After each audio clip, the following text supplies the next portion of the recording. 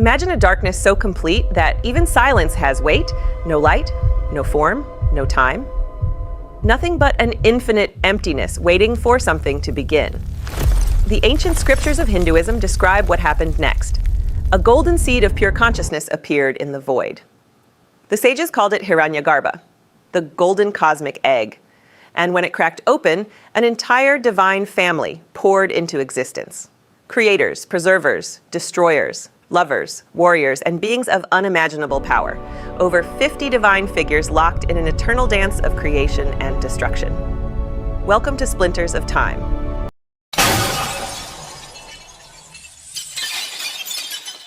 But before we begin, there is something important you need to understand. Hinduism is the oldest living religion on earth. It is not a single story told by a single author. It is a vast ocean of sacred knowledge built across more than 6,000 years. The Vedas, the Puranas, the Mahabharata, the Ramayana. Each of these ancient texts preserves its own version of the divine family. Names shift across centuries, roles transform from one scripture to the next. A creator in one tradition becomes a destroyer in another. That is why no single family tree of the Hindu deities exists that everyone agrees on. What you are about to see is not the final word. It is the most consistent version we could build by cross-referencing the oldest and most authoritative sources in Hindu scripture. 50 deities, 8 layers of divine hierarchy, 1 cosmic family. Let us begin at the very beginning, before the gods, before creation itself. In the beginning, there was no beginning. There was Brahman, not a god, not a being, not a force. Brahman is the ultimate reality itself, the consciousness behind all consciousness, the silence behind all sound. Every Hindu scripture, from the oldest Vedas to the newest Puranas, agrees on one thing. Everything that exists, everything that has ever existed, and everything that will ever exist is Brahman. The gods are Brahman, the demons are Brahman, you, me, the stars, the void between the stars, all of it. One infinite eternal awareness with no shape, no name, and no limit. But Brahman alone is not a story. Brahman is the page the story is written on. And for the story to begin, something had to move. Something had to awaken. And what awakened was a light unlike anything the void had ever known. The Rig Veda, one of the oldest sacred texts in human history, describes what happened next. From the infinite stillness of Brahman, a golden embryo appeared. The ancient sages called it Hiranyagarbha, the golden womb. Picture it, an endless ocean of absolute darkness, no up, no down, no direction at all. And in the center of that darkness, a single sphere of golden light, pulsing, growing, containing within it every star, every planet, every living thing that would ever be.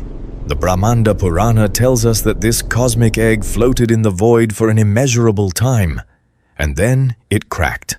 And from that crack, the universe poured out. Light separated from darkness, the heavens separated from the earth, and the first god stepped forward. Brahma, the creator. Born from the golden egg to build everything we know. But before we meet Brahma, there is one more presence we must acknowledge. Because the golden egg did not ignite on its own. Behind the spark of creation, there was a power, a feminine power, the oldest and most absolute force in Hindu cosmology. Her name is Devi, Adi Parashakti, the supreme feminine energy. In the Shakta tradition of Hinduism, she is not merely a goddess, she is the power that makes all gods possible. Without her energy, Brahma cannot create, Vishnu cannot preserve, Shiva cannot destroy. The Devi Bhagavata Purana says that she and Brahman are one and the same, two aspects of the same infinite reality. And every goddess you will meet in this story, Saraswati, Lakshmi, Parvati, Durga, Kaali, every single one of them is a reflection of her, Remember that, because as this family tree grows, you will see her face again and again. Now, the egg has cracked, the power is alive, and from the heart of creation, 3 gods emerge, 3 faces of one reality, the most famous trinity in all of Hinduism. Brahma, the creator, the 4-headed god who built the universe from nothing. According to the Vishnu Purana, Brahma emerged from a lotus flower that grew from the navel of Vishnu as he slept on the cosmic ocean. Other texts say he was born directly from the golden egg. He opened his eyes and creation began. Brahma has 4 heads, each facing a different direction. Each head spoke one of the 4 Vedas, the most sacred texts in Hinduism, into existence. He holds a rosary to count the passage of time, a book of knowledge, a water pot symbolizing creation, and the lotus flower from which he was born. But here is what makes Brahma unique among the great gods. Despite being the creator of the entire universe, Brahma is barely worshipped in India today. Out of the millions of Hindu temples across the subcontinent, only a handful are dedicated to him. The Puranas explain this with a curse. Some say Shiva cursed him. Others say his own arrogance led to his downfall. But the result is the same. The God who made everything became the God that almost no one prays to. He did, however, leave behind a legacy that shaped the cosmos. Because Brahma did not just create the universe, he created children, and those children created everything else. At Brahma's side stands Saraswati, the goddess of wisdom, music, art, and learning. She is depicted in white, seated on a white lotus, holding a veena, an ancient stringed instrument that represents the harmony of all knowledge. She is one of the 3 great goddesses, the Tridevi, and she represents the mind of creation. Every student, every musician, every scholar in Hindu tradition begins their work with a prayer to Saraswati. Because without wisdom, creation has no meaning. If Brahma is the architect, then Vishnu is the guardian. Vishnu is the preserver, the one who maintains the balance of the universe, and his image is one of the most iconic in all of mythology. Picture a vast ocean of milk stretching beyond the horizon. On that ocean floats a colossal serpent with 1,000 heads, and resting on the coils of that serpent, eyes gently closed, lies Vishnu, dreaming the universe into existence. He has 4 arms. In them he holds a conch shell that produces the primordial sound of creation, a spinning disc called the Sudarshana Chakra that destroys ignorance, a mace that represents strength, and a lotus flower that symbolizes purity. His skin is the color of rain clouds, a deep cosmic blue. But Vishnu's greatest role is not what he does in heaven, it is what he does on earth.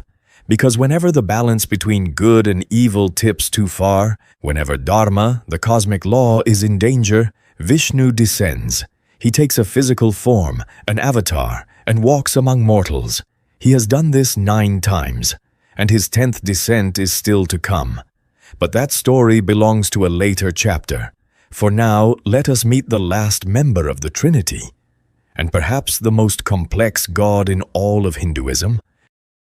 But first, Vishnu's eternal companion, Lakshmi, the goddess of wealth, fortune, beauty, and abundance. Unlike most gods who were born from other gods, Lakshmi emerged from the ocean itself. During the great churning of the ocean, a cosmic event we will return to later, she rose from the waves seated on a lotus, radiant and dripping with gold. She chose Vishnu as her husband on the spot. And in every incarnation Vishnu takes on earth, Lakshmi follows. When he became Rama, she became Sita. When he became Krishna, she became Rukmini. She is the proof that preservation requires prosperity, and that power without grace is incomplete. And then there is Shiva, the destroyer. Except that word does not begin to capture what Shiva is. Shiva is contradiction made divine. He is the supreme ascetic who meditates alone on frozen mountaintops for thousands of years. and he is the passionate husband who dances with his wife under the moonlight. He is the gentle protector who holds the sacred river Ganga in his hair to save the earth from its force.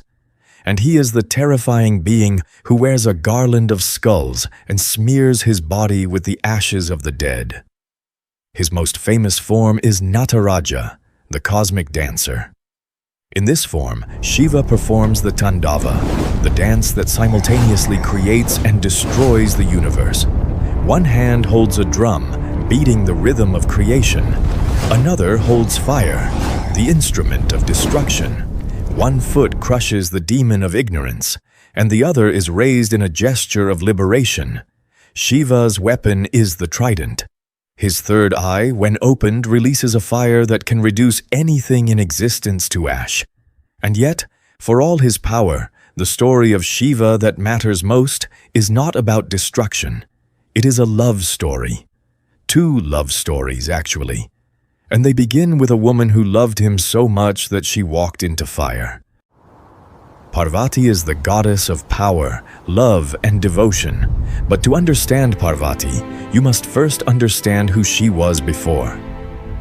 In a previous life, she was Sati, the daughter of the powerful Prajapati Daksha. We will tell Sati's full story in the next chapter. But know this, Sati loved Shiva with an intensity that transcended life itself.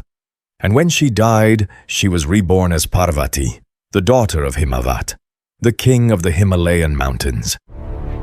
Even as a child, Parvati knew she was destined for Shiva. But Shiva, shattered by the loss of Sati, had retreated into deep meditation on Mount Kailash. He wanted nothing to do with the world. So Parvati did something extraordinary. She left her palace, went into the wilderness, and performed a penance so severe that it shook the heavens. She stood on one foot in the snow. She fasted for years. She endured hardships that would break any mortal or god. And eventually, Shiva opened his eyes.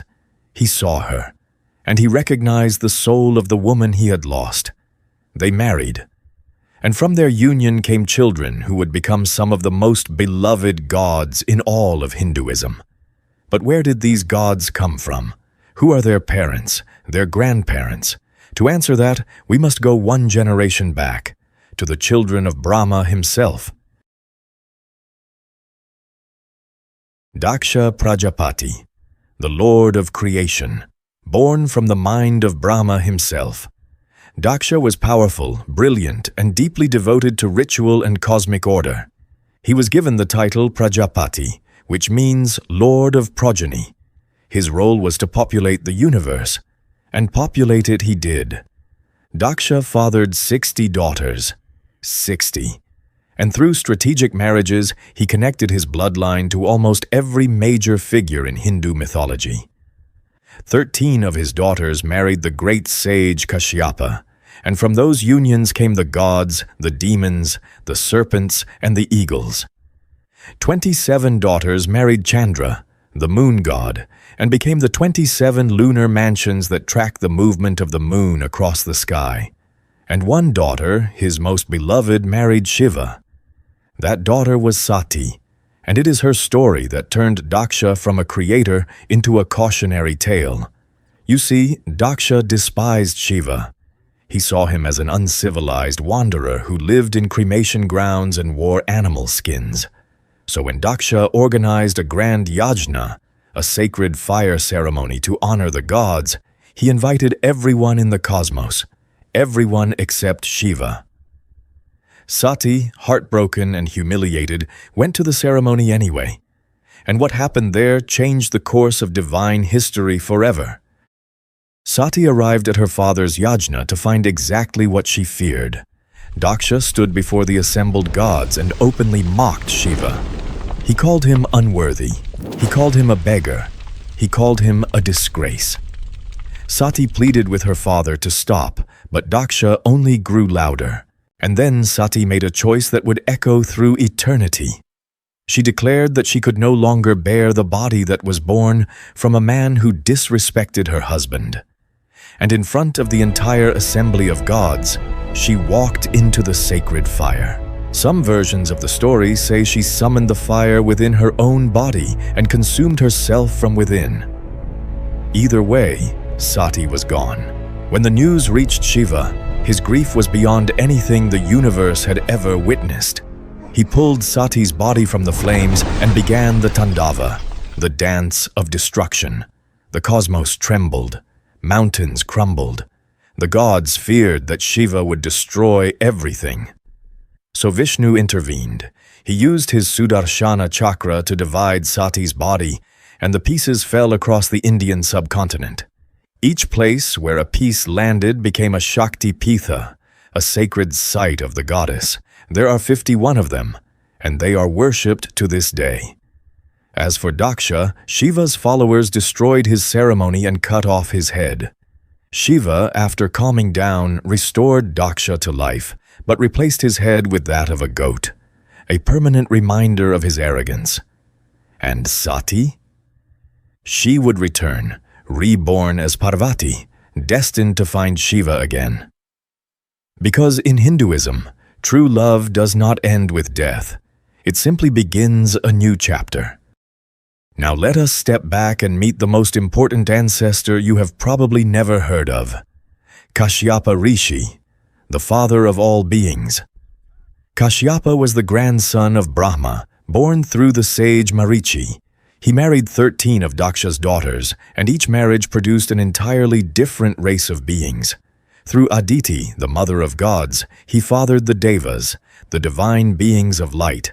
Through Diti, he fathered the Daityas, the powerful demons who would wage war against those very gods. Through Kadru, he fathered the Nagas, the serpent race. Through Vinyata, he fathered Garuda, the divine eagle. Kashyapa is quite literally the father of the entire cosmic ecosystem. Gods and demons alike call him ancestor. And the two most important of Kashyapa's wives stand as perfect opposites. Aditi, the mother of the gods. From her womb came the Adityas, the celestial beings of order and light. Indra, the thunder king, Surya, the sun god, Varuna, the lord of oceans, all her children. And then there is Diti, the mother of demons. From her came the Daityas, beings of chaos and ambition, Hiranyakashipu, Hiranyaksha, titans who challenged the gods themselves. Same father, same household. Two sisters who gave birth to two armies that would fight each other for all of eternity. Now Sati has been reborn as Parvati. She has won Shiva's heart once again. And together, they built a family that would become some of the most beloved figures in all of Hinduism. Ganesha, the elephant-headed god, the remover of obstacles, the lord of new beginnings. He is perhaps the most recognizable and most universally adored deity in all of Hinduism. But his origin story is anything but gentle. One day, Parvati wanted to bathe in privacy. Shiva was away, so she took sandalwood paste and sculpted a boy from it. She breathed life into the figure and told him to guard the door. Let no one enter. When Shiva returned home, this boy he had never seen before blocked his path. Shiva, not knowing this was his own son, flew into a rage. And in a moment of fury, he cut off the boy's head. When Parvati discovered what had happened, her grief and anger shook the three worlds. She threatened to destroy everything unless her son was restored. Shiva, realizing his terrible mistake, sent his followers to find the head of the first creature they encountered, sleeping with its head facing north. They found an elephant. Shiva placed the elephant's head on the boy's body and breathed new life into him. And so Ganesha was reborn, with the wisdom of a god and the gentle strength of an elephant. Today, Ganesha is invoked before every new venture, every ceremony, every prayer. He is the god you call first, because before you can begin anything, you must first remove what stands in your way.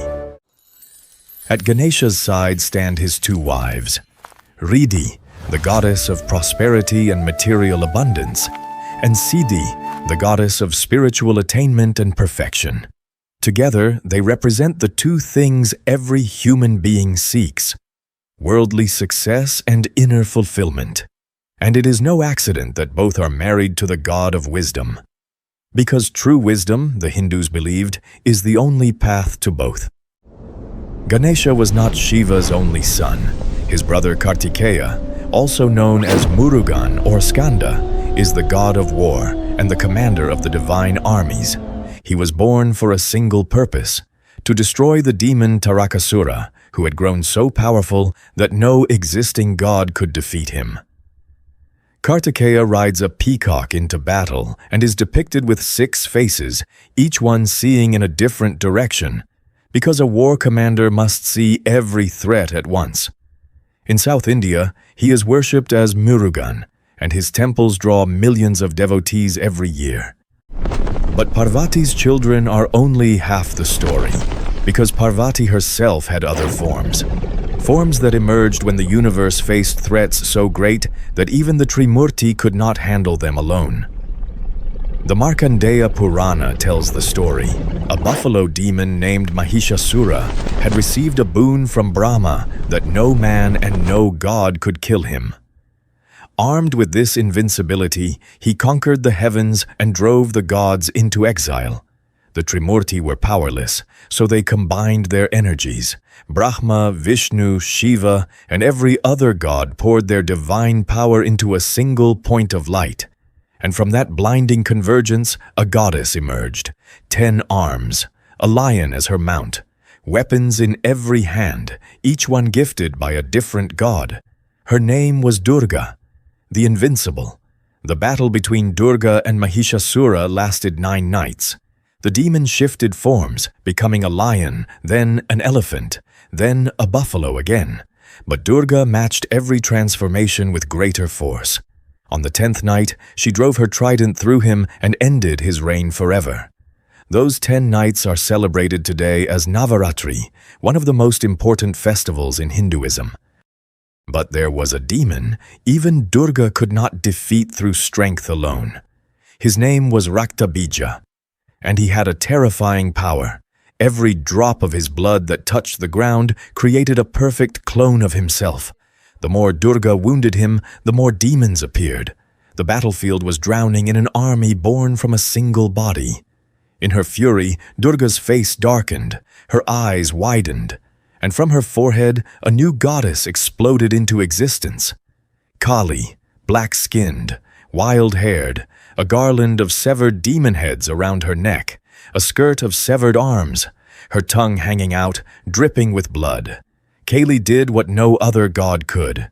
She drank Raktabija's blood before it could touch the ground. Every drop, every wound. She consumed the clones as fast as they appeared. And when the last demon fell, Kaali kept dancing. Lost in the ecstasy of destruction, she could not stop. The earth began to crack under her feet. The gods panicked. Nothing could calm her. According to a popular devotional tradition, Shiva himself lay down on the battlefield beneath her feet. When Kaali looked down and saw her own husband under her foot, she stopped. Her tongue shot out in shock. While this scene is not found in the original Devi Mahatmya, it has become one of the most iconic images in Hindu art and worship. The family of Shiva was complete, but long before them, an older generation of gods ruled the heavens. Gods born from Kashyapa and Aditi. Gods whose names echo in the oldest scriptures ever written. Before Shiva was Shiva, there was Rudra, the howler, the wild god. In the Rig Veda, Rudra is a fearsome deity of storms, disease, and death. But he is also the healer, the one who holds the medicine that cures what he himself destroys. Some texts say Rudra was born from Brahma's forehead in a moment of anger. Others say he emerged from Brahma's tears. Over thousands of years, this fierce Vedic god gradually transformed into the complex, multifaceted Shiva of the Puranas. Rudra is the raw material, Shiva is the masterpiece. And then there is Indra. Once upon a time, Indra was the most powerful god in the Hindu pantheon, king of the Devas, lord of the heavens, master of thunder, lightning, and rain. He rides a magnificent white elephant named Airavata and wields the Vajra, a thunderbolt weapon forged from the bones of a sage. In the oldest hymns of the Rig Veda, Indra has more verses dedicated to him than any other god. He was the one who slew the cosmic serpent Vritra and released the waters of life. He was the champion of the gods in their eternal war against the demons. Every major battle in the heavens, Indra led the charge. But here is the tragedy of Indra. As the Puranic age came, as Vishnu and Shiva rose to supreme status, Indra fell. He became a secondary figure, a king who still sits on his throne, but whose power means less and less with every passing age. The Puranas are filled with stories of Indra being humbled, outsmarted, or outmatched. He is the god who reminds us that even divine power is temporary. Agni, the god of fire. The very first word of the Rig Veda is his name. Agni is the messenger between the world of mortals and the world of gods. Every offering thrown into the sacred fire is carried by Agni to the heavens. Without Agni, no prayer reaches its destination. He has two faces, one gentle, one fierce, because fire can warm a home or burn a city. Vayu, the god of wind, is the lord of the breath of life itself. Every inhale, every exhale belongs to Vayu. But his greatest legacy is not what he governs, it is who he fathered. Because Vayu's son would become one of the most beloved heroes in all of mythology. His name is Hanuman, and his story is coming. Surya, the sun god, rides a golden chariot pulled by 7 horses across the sky every day. Each horse represents a day of the week. Each ray of his light sustains all life on earth. Surya is one of the original Adityas, born to Kashyapa and Aditi, and his bloodline runs deep. His son Yama became the god of death. His son Shani became the feared lord of karma and consequence. Even in Vishnu's incarnation as Rama, it was Surya's dynasty, the solar dynasty, that gave Rama his royal blood. Chandra, the moon god, also called Soma, governs the night, the tides, and the growth of plants. He married all 27 of Daksha's remaining daughters, the nakshatras, the lunar mansions that map the moon's path across the sky. But Chandra loved one wife, Rohini, far more than the others. The jealous sisters complained to their father, and Daksha cursed Chandra to waste away. That is why the moon waxes and wanes. It is the eternal rhythm of a curse that never fully lifts. Varuna was once among the most supreme gods in the Vedic pantheon, the guardian of cosmic order and truth.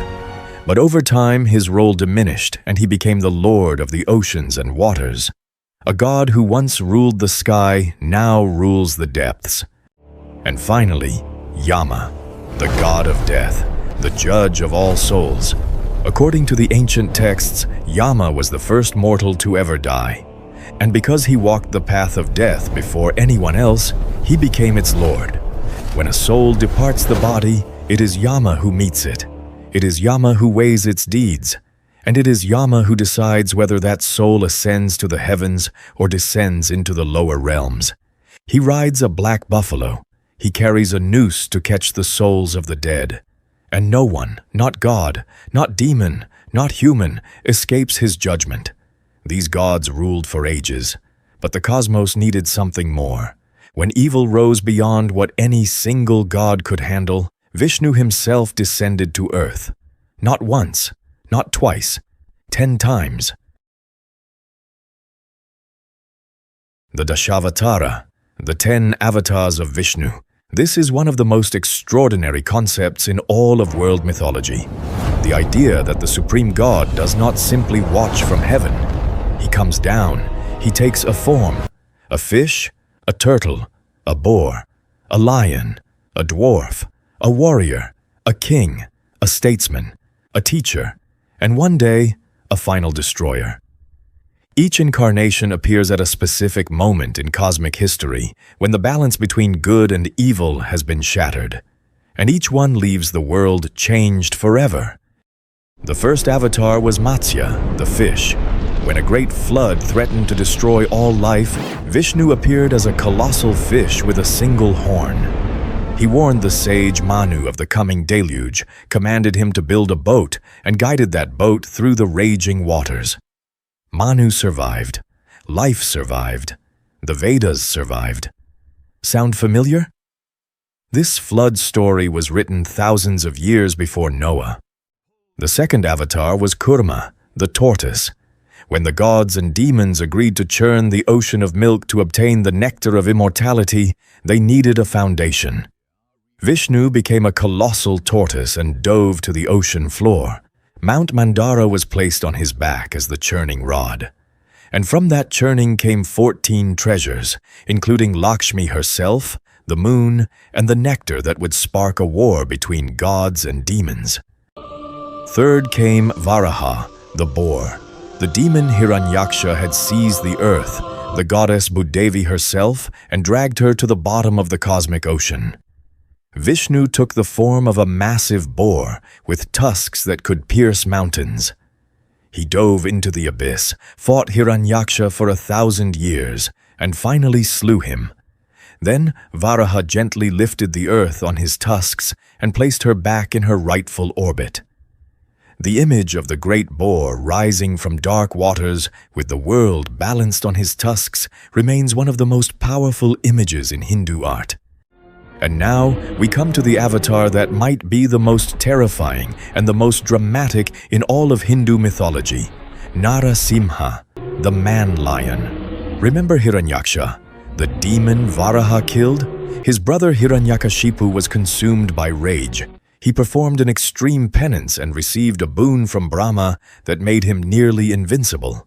He could not be killed by man or animal, not indoors or outdoors, not during the day or at night, not on the ground or in the sky, not by any weapon.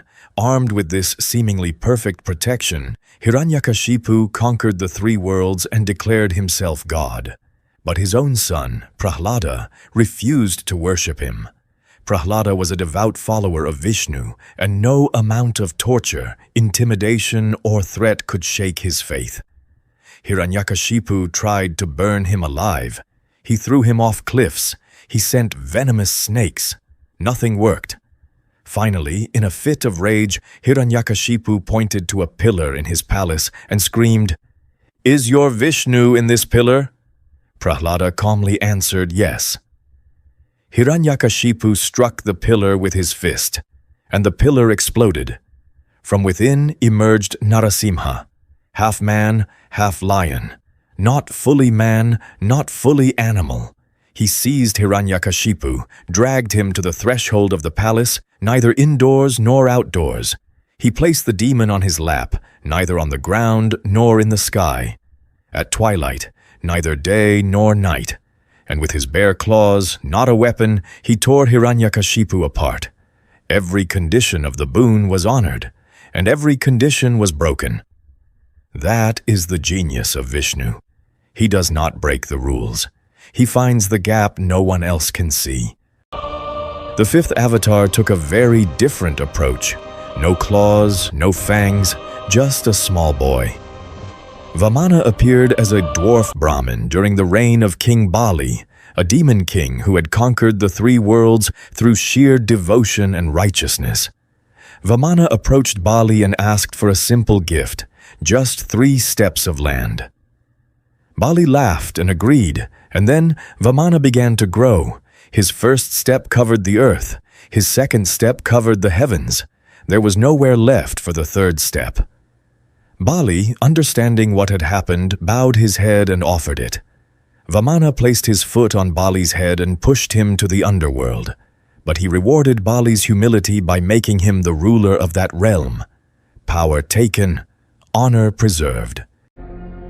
Parashurama, the warrior with the axe, was a Brahmin born with the fury of a warrior.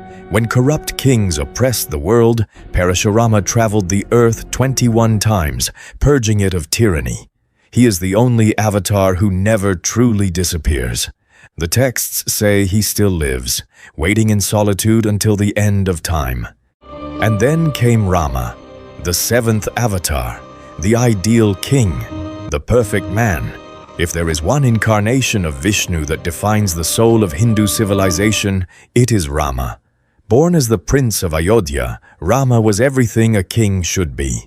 Just, compassionate, brave, and utterly devoted to Dharma, the path of righteousness. But on the eve of his coronation, palace politics intervened.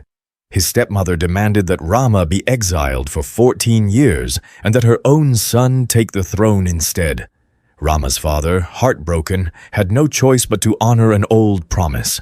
And Rama, without a single word of protest, walked away from his kingdom. He entered the forest with his wife Sita and his loyal brother Lakshmana. For years they lived in the wilderness. And then Ravana struck. Ravana, the 10-headed king of Lanka, kidnapped Sita and carried her across the ocean to his island fortress. What followed was a war that reshaped the world. Rama assembled an army of monkeys and bears led by the mighty Hanuman. They built a bridge of stones across the ocean. They stormed Lanka.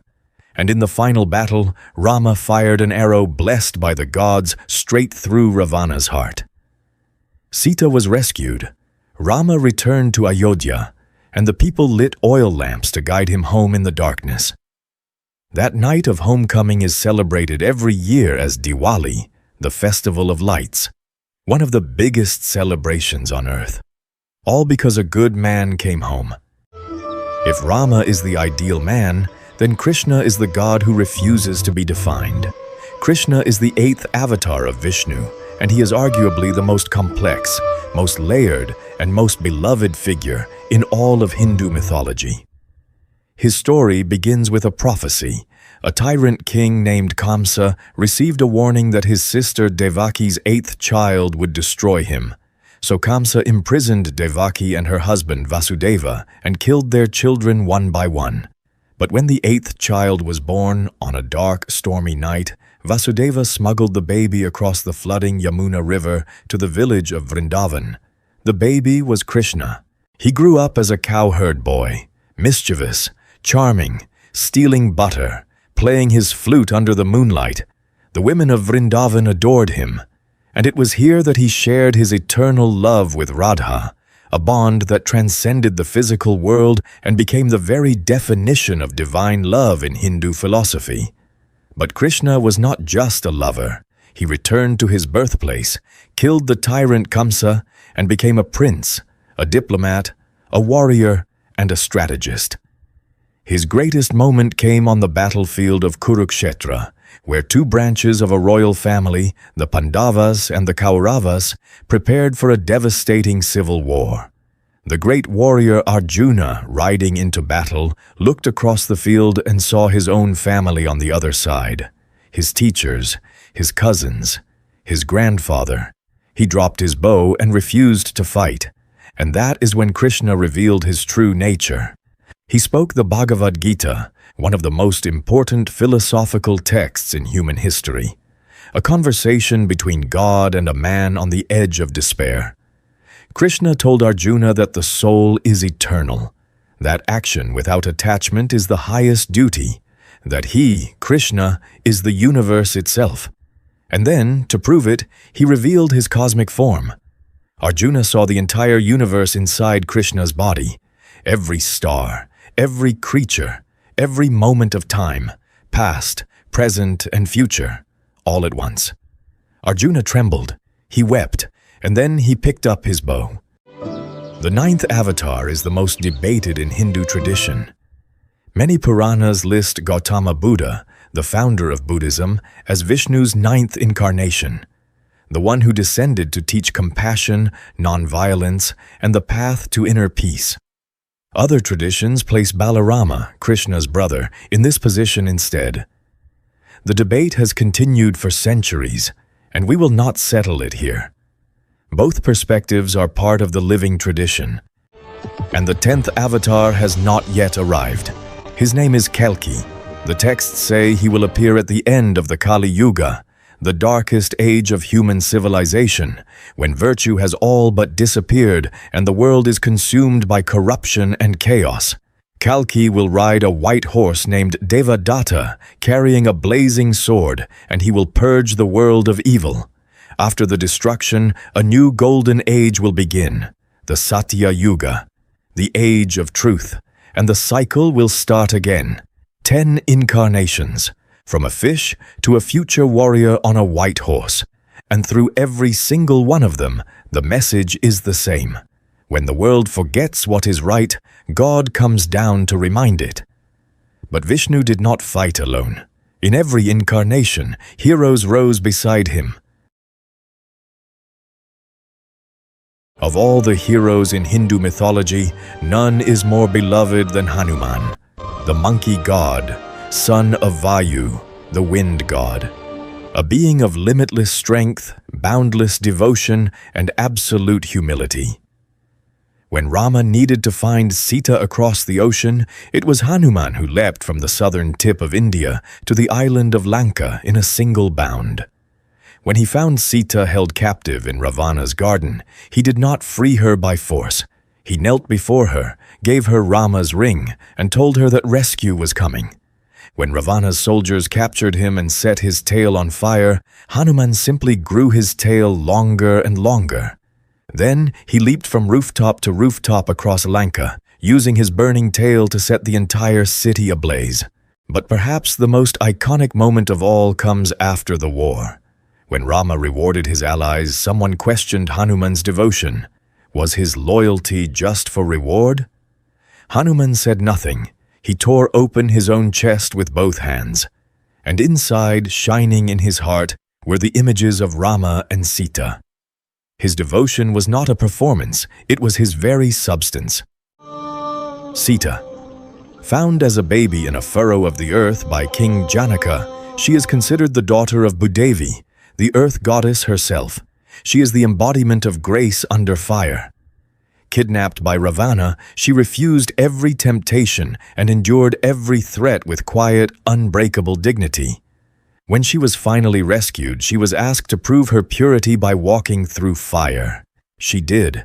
The flames did not touch her, and yet, even after this trial, her suffering did not end.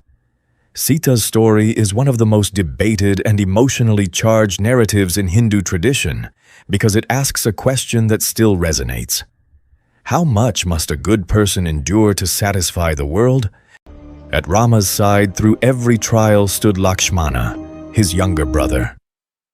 For 14 years of exile, Lakshmana never left Rama's side. He is said to be an incarnation of Shesha, the cosmic serpent, serving Vishnu in human form, just as he serves him in the heavens. If Sita represents loyal devotion within marriage, Radha represents something even more mysterious, a love beyond social structure. Radha was a cowherd girl in Vrindavan, and her love for Krishna was so pure, so absolute, that in some Hindu traditions she is considered greater than Krishna himself, because Krishna is God. But Radha is what makes God feel love. In Gaudiya Vaishnavism, no prayer to Krishna is complete without first speaking Radha's name.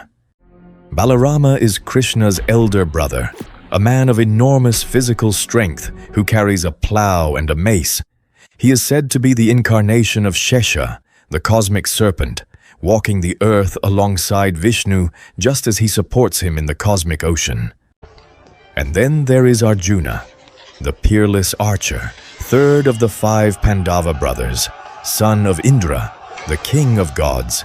His skill with the bow was unmatched by any being in the 3 worlds, but Arjuna's greatest moment was not a moment of strength. It was a moment of doubt. Standing in his chariot on the battlefield of Kurukshetra, looking at his own family lined up to be slaughtered, he broke. He dropped his bow. He wept. He told Krishna he would rather die than fight. And that is when Krishna spoke the words of the Bhagavad Gita, 700 verses of divine wisdom, on duty, on death, on the nature of reality itself. By the end of it, Arjuna was transformed, not into a better warrior, into a man who understood why he had to fight. Not for victory, not for revenge, but because it was right. Every hero needs a villain. and the gods of light have always faced forces of staggering darkness. Let us meet the other side.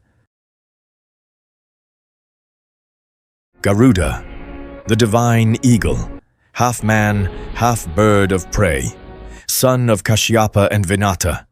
His wingspan blocked out the sun, his speed outran the wind, and his hatred for serpents was absolute because the Nagas had enslaved his mother. To free her, Garuda flew to Indra's heaven and stole the pot of Amrita, the nectar of immortality. He fought through the defenses of the gods single-handedly. Impressed by his courage and devotion, Vishnu offered him a deal. "Become my mount, and you will never die." Garuda agreed, and to this day, Vishnu rides on the back of the greatest bird that ever flew. And if Garuda is Vishnu's wings, then Shesha is his throne. Shesha, also called Ananta, meaning the Infinite One, is a cosmic serpent with 1,000 heads. He floats on the surface of the cosmic ocean, and Vishnu rests on his coils between the cycles of creation. When the universe is destroyed and reborn, everything perishes. Everything except Shesha. He is the last being in existence, the final foundation, the one who holds everything together when there is nothing left to hold. Not every figure in this story is a god by birth. Kubera was originally something far less impressive, but through extreme acts of penance, Brahma granted him godhood, lordship over all wealth, and the title of Guardian of the North. He ruled the golden city of Lanka, until his own half-brother took it from him by force. That half-brother was Ravana, and Ravana wasn't just a simple villain. He was the most complex antagonist in Hindu mythology. He had 10 heads and 20 arms. He was a descendant of Brahma through the wise Pulastya. Ravana was a master of the Vedas. He was a brilliant musician. He was a scholar of extraordinary depth. He underwent extreme penance, offering his own heads one by one as a sacrifice to Shiva. Each time, the head grew back. Shiva, moved by this devotion, bestowed upon him immense power. But power without humility is poison. Ravana conquered the 3 worlds. He defeated Indra. He imprisoned the planets. He humiliated gods and sages alike. And then he made his fatal mistake. He kidnapped Sita. There is a scene in the Ramayana where Ravana's own wife, Mandodari, begs him to return Sita. His own brother, Vibhishana, warns him that this will be his end. But Ravana's pride will not allow retreat. And so, Rama's arrow found his heart. The tragedy of Ravana is that he had everything: wisdom, power, devotion, and a kingdom of gold. And he lost it all because he could not control the one flaw that undoes every great being: arrogance. We met Hiranyakashipu before in the story of Narasimha, but he deserves one more moment. Because his story is not just about a demon who was destroyed. It is about a father who could not understand his own son. Prahlada loved Vishnu, and Hiranyakashipu, who had declared himself the supreme god, could not tolerate it. He tried everything to break Prahlada's faith: fire, poison, stampeding elephants, the bottom of the ocean. Nothing worked. In the end, it was not Hiranyakashipu's power that destroyed him. It was his inability to accept that love is stronger than fear. And our final figure brings us full circle: Kama. Kamadeva, the god of love and desire. He carries a bow made of sugarcane, strung with a line of honeybees, and his arrows are tipped with 5 different flowers. Each arrow awakens a different aspect of desire. When Sati died and Shiva retreated into eternal meditation, the gods needed him to return to the world. They needed him to fall in love again so that he would father a child powerful enough to defeat the demon Tarakasura. So they sent Kama. The god of love aimed his flower arrow at Shiva and fired. Shiva's third eye opened, and a beam of fire reduced Kama to ashes in an instant. The god of love was destroyed by the god of destruction. But love, like everything in Hinduism, does not end. Parvati later convinced Shiva to restore Kama to life, because a universe without love is a universe not worth preserving. And that is the deepest truth of this entire family tree. We began in darkness, in a void where nothing had a name. And from that emptiness, a golden egg of infinite possibility appeared. It shattered open, and 50 divine beings entered existence. Creators who spoke worlds into being, preservers who descended to earth whenever righteousness was in danger, destroyers who burned away what no longer served a purpose, and woven through it all, a single truth that has echoed across 6,000 years of sacred tradition. Creation and destruction are not enemies. They are partners in the same eternal cycle. Every ending carries a new beginning. Every death opens a door to rebirth. And every god, every demon, every hero, every villain is simply Brahman. The one infinite consciousness wearing a different face. These deities are not relics of a forgotten age. They are alive, worshipped today by over 1 billion people across the world. They are a mirror, a way for human beings to look at the forces within themselves and give those forces a name. Wisdom, fury, love, ambition, fear, devotion. Every single one of us carries this entire family tree inside. And the story is not finished. Because somewhere, a white horse stands saddled, a sword waits to be drawn, and the 10th avatar has not yet arrived. If you made it this far, thank you for watching. Like, subscribe, and share this video with someone who deserves to hear this story. Until next time, this has been Splinters of Time.